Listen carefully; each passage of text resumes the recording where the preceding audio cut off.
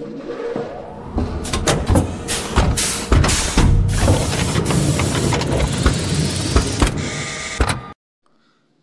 guys, we are the White Forge group, and let me introduce you to our group member, Mayoli Mark, Barceljan Bolter, and Iskandor. And of course, to our professor, Dr. Earl Marquez Albina.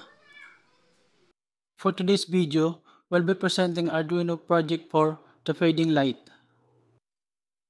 For this project, we'll need one piece of 5mm LED, one resistor, and two mil-to-mil jumper cable. First, place the LED into the breadboard. The longer leg should be on the right, and the shorter leg should be on the left. Second, insert one end of the resistor into the same row as the LED positive leg, and the other end into an empty row. This will limit the current and protect the LED. Third, connect jumper wire from Arduino pin to the free end of the resistor. This is the pin that will control the LED brightness. Fourth, connect other jumper wire from the LED negative leg directly to the GND pin on the Arduino.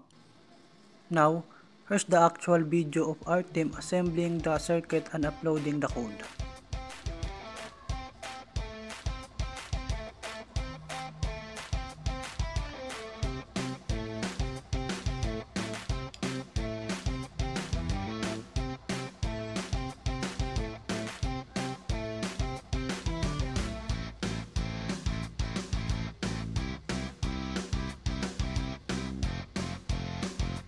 Now for the code explanation. The code assigns in LED pin pi 10 to control the LED, and in setup sets it as an output using pin mid LED pin output up.